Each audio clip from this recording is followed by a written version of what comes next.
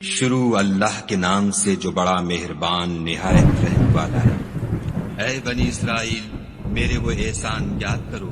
جو میں نے تم پر کیے، اور یہ کہ میں نے تم کو اہل عالم پر فضیلت بخشی۔ اور اس دن سے ڈرو جب کوئی شخص کسی شخص کے کچھ کام نہ آئے، اور نہ اس سے بدلہ قبول کیا جائے، اور نہ اس کو کسی کی سفارش کچھ فائدہ دے،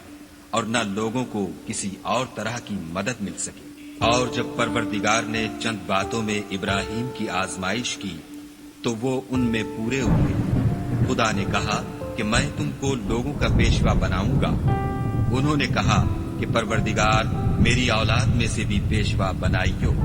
خدا نے فرمایا کہ ہمارا اقرار ظالموں کے لیے نہیں ہوا کرتا۔ اور جب ہم نے خانہ کعبہ کو لوگوں کے لیے جمع ہونے اور امن پانے کی جگہ مقرر کیا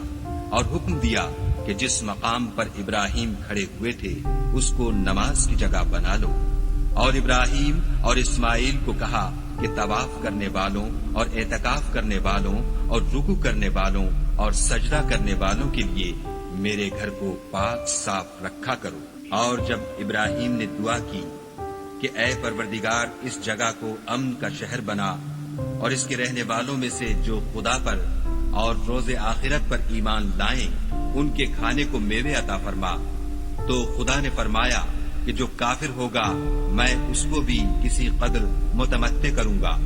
مگر پھر اس کو عذاب دوزخ کے بھگتنے کے لیے ناچار کر دوں گا،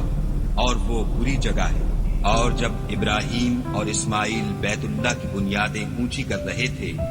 تو دعا کیے جاتے تھے کہ اے ہمارے پروردگار ہم سے یہ خدمت قبول فرما، بے شک تو سننے والا اور جاننے والا ہے۔ اے پروردگار ہم کو اپنا فرما بردار بنائے رکھیو، اور ہماری اولاد میں سے بھی ایک گروہ کو اپنا مطیع بناتے رہیو، اور پروردگار ہمیں ہمارے طریق عبادت بتا، اور ہمارے حال پر رحم کے ساتھ توجہ فرما، بے شک تو توجہ فرمانے والا مہربان ہے۔ اے پروردگار ان لوگوں میں انہی میں سے ایک پیغمبر مبعوث کیجو جو ان کو تیری آیتیں پڑھ پڑھ کر سنایا کرے، اور کتاب اور دانائی سکھایا کرے، اور ان کے دلوں کو پاک صاف کیا کرے۔ بے شک تو غالب اور صاحب حکمت ہے، اور ابراہیم کے دین سے کون روگردانی کر سکتا ہے بجز اس کے جو نہایت نادان ہو۔ ہم نے ان کو دنیا میں بھی منتخب کیا تھا اور آخرت میں بھی وہ زمرہ صلحاء میں ہوں گے۔ جب ان سے ان کے پروردگار نے فرمایا کہ اسلام لے آؤ تو انہوں نے عرض کی کہ میں رب العالمین کے آگے سر اطاعت خم کرتا ہوں۔ اور ابراہیم نے اپنے بیٹوں کو اسی بات کی وصیت کی، اور یعقوب نے بھی اپنے فرزندوں سے یہی کہا کہ بیٹا خدا نے تمہارے لیے یہی دین پسند فرمایا ہے، تو مرنا تو مسلمان ہی مرنا۔ بھلا جس وقت یعقوب وفات پانے لگے تو تم اس وقت موجود تھے جب انہوں نے اپنے بیٹوں سے پوچھا کہ میرے بعد تم کس کی عبادت کرو گے، تو انہوں نے کہا کہ آپ کے معبود اور آپ کے باپ دادا ابراہیم اور اسماعیل اور اسحاق کے معبود کی عبادت کریں گے جو معبود یکتا ہے، اور ہم اسی کے حکم بردار ہیں۔ یہ جماعت گزر چکی، ان کو ان کے اعمال کا بدلہ ملے گا اور تم کو تمہارے اعمال کا، اور جو عمل وہ کرتے تھے ان کی پرسش تم سے نہیں ہوگی۔ اور یہودی اور عیسائی کہتے ہیں کہ یہودی یا عیسائی ہو جاؤ تو سیدھے رستے پر لگ جاؤ۔